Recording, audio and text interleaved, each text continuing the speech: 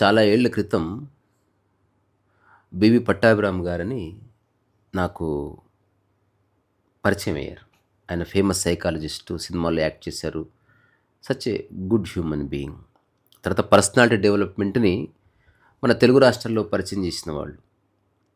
అప్పట్లో నేను బాగా పుస్తకాలు చదువుతున్న రోజుల్లో మా అమ్మగారి తమ్ముడు ఆయన ఒకసారి బివి పట్టాభిరామ్ గారి షో ఒకటి మన దగ్గర ఏర్పాటు చేద్దాంరా అంటే, నేను ఆయన వెళ్ళి ఆయనతో మాట్లాడి కామారెడ్డిలో ఒక ఫంక్షన్ హాల్‌లో ఏర్పాటు చేశాం.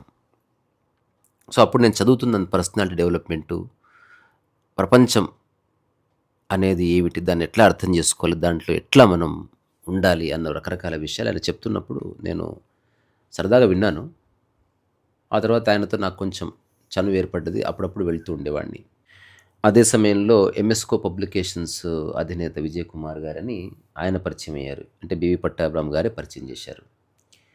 ఆ తర్వాత 1, 2 సార్లు యండమూరి గారిని కలవడము జరిగింది. కానీ వాళ్ళంతా మర్చిపోయి ఉండవచ్చు. అది నాకు ఒక గుర్తుంది గానీ వాళ్ళకి గుర్తుండాలని ఉంది. అప్పుడు నేను చాలా పుస్తకాలకి ఇల్లస్ట్రేషన్స్ వేశాను. కొన్ని పుస్తకాలు చాలా అంటే ఒక 5, 6 అట్లా కొంత డబ్బు సంపాదించుకునే అవకాశాన్ని నాకు బివి పట్టాభిరామ్ గారు ఇచ్చారు. అయితే ఒకసారి ఒక ఆసక్తికరమైన సంఘటన జరిగింది. ఆ సంఘటన ఏమిట్రా అంటే, నీలో చాలా శక్తి ఉందయ్యా.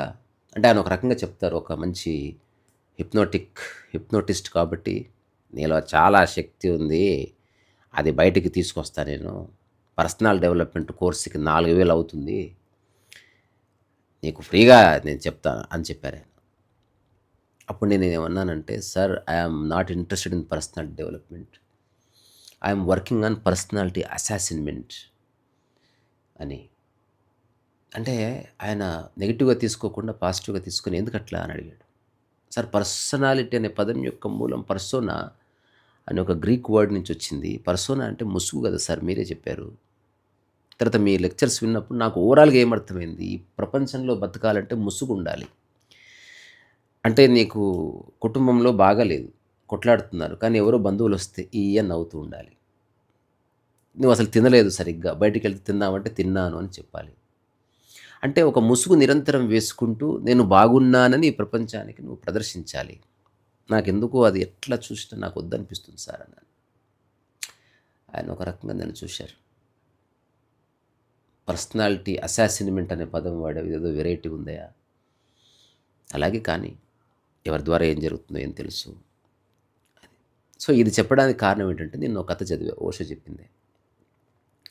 ఒక వ్యక్తి చాలా సాడ్‌గా ఉన్నాడు. లాబీలో కూర్చొని ఉన్నాడు ఒక సైకాలజిస్ట్ ఆఫీస్‌లో.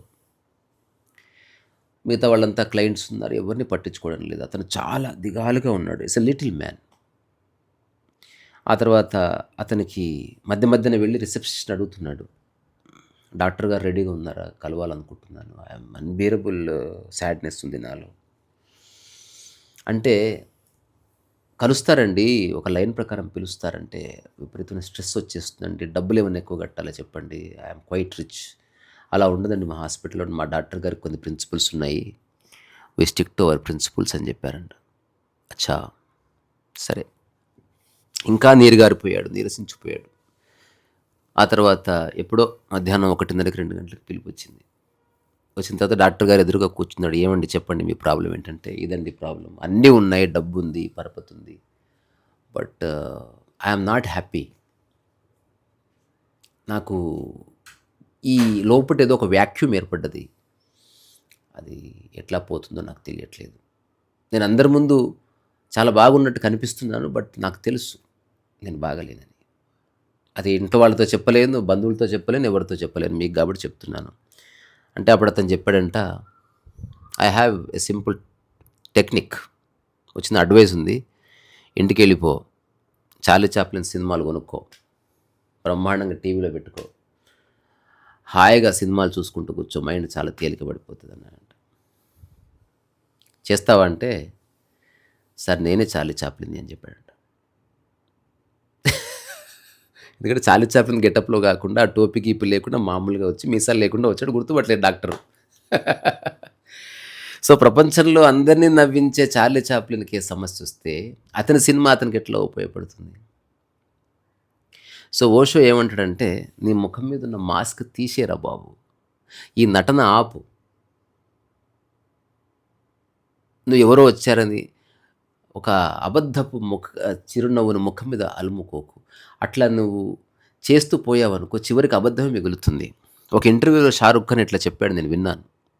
ఈ 26 or 27 years of continuous acting వల్ల, అంటే morning to night, night to morning, I'm constantly working on acting methodology, this and that.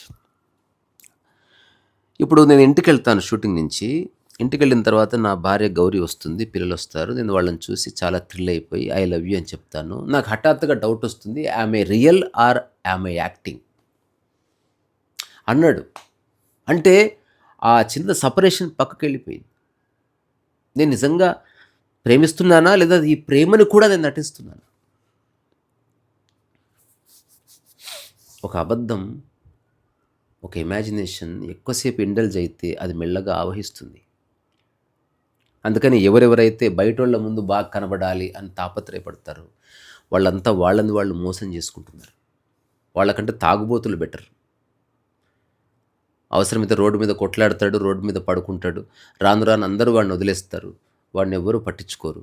ఏక్ నిరంజన్ బాగుంటుంది life. I'm not supporting drinking, but ఆ లైఫ్ బాగుంటుంది. సో అందుకని నేను ఈ చిన్న కథ ద్వారా చెప్పాలనుకున్నది ఏంది, ముఖం మీద ముసుగు తీసేద్దాం, మౌనంగా ఉందాం, అవసరమైతేనే మాట్లాడదాం, కానీ ఒక అబద్ధపు ఆనందాన్ని నటించకూడదు. ఓపెన్గా చెప్పు, దిస్ ఈజ్ మై ప్రాబ్లం. ఈ మధ్య నా యూట్యూబ్ పోయింది అని తెలిసిన తర్వాత ఎవరైతే భరద్వాజ్ ఉన్నాడో మంచి మిత్రుడు, నేను కలవలేదు, ఇంకా కలవాలి, అతని ద్వారానే ఛానల్ ఎన్నికి వచ్చింది. అతనే మెయిల్స్ అది రాశారు. ఎంత రిలాక్స్గా ఉన్నాడు, ఒక యోగిలాగా. నేను అతనితో తప్పకుండా ఒక కాన్వర్జేషన్ చేస్తాను. అతను యూట్యూబ్కి ఈక్వాలెంట్గా ఒక వ్యవస్థ తయారు చేశాడు. అందులో కూడా ఒక ఛానల్ స్టార్ట్ చేస్తాను. దాంట్లో మీరంతా సబ్స్క్రైబ్ చేసుకోండి. ఇది యూట్యూబ్ తొలి రోజుల్లో పెట్టిన వాళ్ళ ఛానల్స్కి తర్వాతి రోజుల్లో చాలా గ్రోత్ వచ్చింది కదా. ఏమో ఇతను భవిష్యత్తులో మన భారతదేశంలో ఒక ప్రముఖ వ్యక్తి అయ్యే అవకాశం ఉందేమో నాకు తెలియదు. ఒకవేళ అయితే మనమంతా దాని ఫౌండేషన్ లో ఉన్న వాళ్ళం అవుతాం. దాని ఆరంభ రోజుల్లో ఒక వ్యక్తికి సహాయం చేసిన వాళ్ళం అవుతాం. దాని పేరు వీక్షణ. ఒకసారి చూడండి, వీక్షణ సేమ్ యూట్యూబ్ లాగే ఉంటుంది, బట్ ఇండియన్ యూట్యూబ్ అని. త్వరలో ఒక ఛానల్ స్టార్ట్ చేస్తాను, వీక్షణ. సరే. సో అతను, నేను ఒక 2-3 సార్లు 3-4 రోజులు అయిన తర్వాత, వస్తుందన్నా, ఆయన ఇదే డైలాగ్ ఎప్పుడు, వస్తుందన్నా తప్పకుండా వస్తుందన్నా, ఇంకా ఏంటన్నా భోజనం అయిందా అంటే, ఈజ్ టేకింగ్ వెరీ లైట్లీ. నేను కూడా లైట్గానే తీసుకుంటున్నా. కానీ హఠాత్తుగా ఒక అర్ధరాత్రి అతనికి మెసేజ్ పెట్టాను, ఒక్క చివరి సంశయం ఉంది, అది అడగాలి నిన్ను, ఆ తర్వాత నేను ఫ్రీ అయిపోతాను. సరే అన్న, ఫోన్ చేస్తాను, చేశాడు. Very honest man.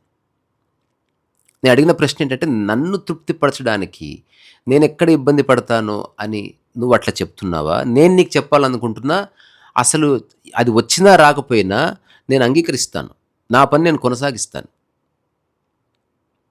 అంటే, అప్పుడు అతను చెప్పిన మాట, నాకు తెలుసన్నా మీ గురించి, అందుకని నేను మీ మీద ముసిగేయాల్సిన అవసరం లేదు, మీకున్నదే చెప్తున్నాను, తప్పకుండా వస్తుంది, హాయిగా పడుకోండి అన్నాడు. 11వ రోజు వచ్చింది. స్పష్టత అట్లా ఉంటుంది. నాకు చాలామంది, మీ మానసిక స్థితి ఎలా ఉందంటే, నేను చెప్పాను, ఏ ముసుగు లేదు, నేను నిజంగా లోపల బాధపడుతూ మదన పడుతూ ఎట్లా నవ్వుతాను. కొంచెం రకరకాల వ్యక్తులతో మాట్లాడి కాస్త మైండ్ ఏమంటారు స్ట్రెస్ అయిందా అంటే, ఒక ½ an hour 1 hour I experienced it. కానీ ఆ తర్వాత వదిలించుకున్నాను. ఇప్పుడు ఏదన్నా భుజం మీద బరువు పెడితే కొంచెం ఒక తెలుస్తుంది కదా అట్లా. అందుకని ఆ డాక్టర్ గారి దగ్గరికి వెళ్ళిన చార్లీ చాప్లిన్ లాగా ఉండొద్దు. ఇంత సృష్టించుకొని, ఇల్లు కట్టుకొని, భార్య పిల్లలుండి, ఫ్రెండ్స్ ఉండి, సినిమాలుండి, కార్లుండి, అన్నీ ఉండి, ఈ అబద్ధపు నవ్వులు ఎందుకు? నిజంగా సాడ్నెస్ ఉంటే ఐఎమ్ సాడ్ అని చెప్పండి. ఒక్కటే, don't complain anybody. Problem is not out side, problem is within. Beautiful story. అది రియల్గా జరిగిందని నేను అనుకోను, బట్ చార్లీ చాప్లిన్ కూడా చెప్పాడు అంటే అట్లాంటి విషయాలు. అంటే బ్రహ్మానందం కూడా రీసెంట్గా ఒక మాట చెప్పాడు, మా ఏడుపంతా మిమ్మల్ని నవ్వించడం కోసం అన్నాడు. సరే మరి ఉంటాను. ఒక 1.5 డే అయింది, వైఫై రావట్లే, రీసర్వస్ వయసు.